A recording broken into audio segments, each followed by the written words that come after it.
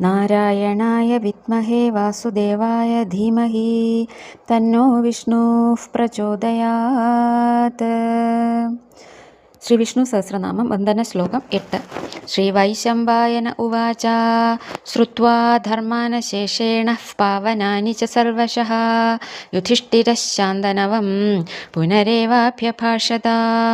ശ്രുത്വാ ധർമാനശേഷേണ പാവനാനി ച സർവശഃ യുധിഷ്ഠിരഃ ശാന്തനവം പുനരേവാഭ്യഭാഷത. ഇപ്രകാരം ആ ശന്തനുപുത്രൻ പറഞ്ഞ എല്ലാ ധർമ്മങ്ങളെയും കേട്ടുകഴിഞ്ഞ് ശരശയ്യയിൽ കിടക്കുന്ന ഭീഷ്മരോട് യുധിഷ്ഠിരൻ വീണ്ടും ചോദിച്ചു. ഭാവാർത്ഥം: മഹാഭാരതത്തിലെ കുറച്ച് ശ്ലോകങ്ങളാണ് വന്ദന ശ്ലോകങ്ങളായി ചേർത്തിരിക്കുന്നത്. വൈശമ്പായന മഹർഷി മഹാഭാരതം കഥ പറയുന്നതാണ് സന്ദർഭം. മഹാഭാരതത്തിലെ പ്രധാന ഋഷിയാണ് വൈശമ്പായനൻ. വ്യാസശിഷ്യനും വ്യാസൻ പറഞ്ഞുകൊടുത്ത മഹാഭാരതം ആദ്യമായി ജനമേജയ രാജാവിന് സർപ്പസത്രത്തിനിടെ വിവരിച്ചു നൽകിയ ആഖ്യാതാവുമാണ് വൈശമ്പായന ഋഷി.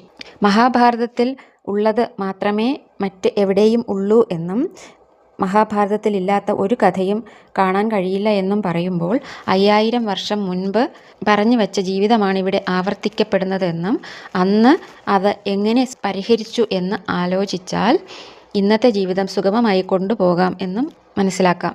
ശന്തനു മഹാരാജാവിൻ്റെ പുത്രനാണ് ഭീഷ്മർ. ദേവവ്രതൻ എന്നാണ് യഥാർത്ഥ പേര്. ഒരിക്കൽ വസിഷ്ഠ മഹർഷിയുടെ നന്ദിനി എന്ന പശുവിനെ അഷ്ടവസുക്കൾ മോഷ്ടിക്കാൻ ശ്രമിക്കുന്നു. ഇതറിഞ്ഞ മഹർഷി അവരെ മനുഷ്യരായി ജനിക്കാൻ ശപിക്കുന്നു. എങ്കിലും മോഷണത്തിന് നേതൃത്വം കൊടുത്ത പ്രഭാസൻ എന്ന വസു ഒഴിച്ച് മറ്റെല്ലാവരും ജനിച്ചയുടനെ ശാപമുക്തരാകുമെന്നും പ്രഭാസൻ ഭൂമിയിൽ ദീർഘകാലം ജീവിക്കുമെന്നും മഹർഷി ശാപമോക്ഷം നൽകുന്നു. അഷ്ടവസുക്കൾക്ക് മോക്ഷം നൽകാനായി ഗംഗാദേവി ഭൂമിയിൽ അവതരിച്ചു. ഒരിക്കൽ ഗംഗാതീരത്തുകൂടി നായാട്ടിന് പോയ ശന്തനു മഹാരാജാവ് സുന്ദരിയായ ഒരു സ്ത്രീരത്നത്തെ കണ്ടു. പ്രണയാർദ്രനായി തന്നെ സമീപിച്ച രാജാവിൻ്റെ അപേക്ഷ താൻ എന്ത് ചെയ്താലും തടസ്സപ്പെടുത്തരുത് എന്ന കരാറിന്മേൽ സ്വീകരിച്ചു. കാലം കടന്നുപോയി.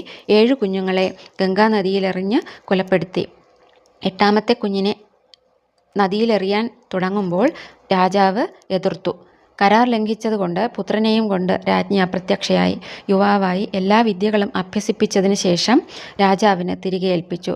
കർമ്മഫലം എന്നത് ജനനത്തിന് കാരണമാകുന്നു എന്നും ഇത് ഒരിക്കൽ കൂടി നമ്മെ ഓർമ്മിപ്പിക്കുന്നു. തെറ്റായ പ്രവൃത്തിക്ക് നേതൃത്വം കൊടുത്തത് കൊണ്ടാണ് ഭൂമിയിൽ പിറക്കാനും ദുഃഖം അനുഭവിക്കാനും ഭീഷ്മർക്ക് ഇടവന്നത്. 18 ദിവസം വേദന സഹിച്ചു കഴിഞ്ഞ ഭീഷ്മർ ശ്രീകൃഷ്ണനോട് ഇതിൻ്റെ കാരണം ചോദിച്ചു. നായാട്ടിന് പോയ സമയത്ത് രഥത്തിൽ വന്നിരുന്ന ചെറിയ പക്ഷിയുടെ നേരെ അമ്പയക്കുകയും ആ പക്ഷി മുൾക്കാട്ടിൽ 18 ദിവസം മുള്ളുകൊണ്ടുള്ള കുത്തു സഹിച്ചതും കൊണ്ടാണ് ഭീഷ്മർക്ക് ശരശയ്യയിൽ 18 ദിവസം ഉത്തരായനം കാത്ത് കിടക്കേണ്ടി വന്നതെന്ന് കൃഷ്ണൻ പറഞ്ഞു. ഓം നമോ ഭഗവതേ വാസുദേവ.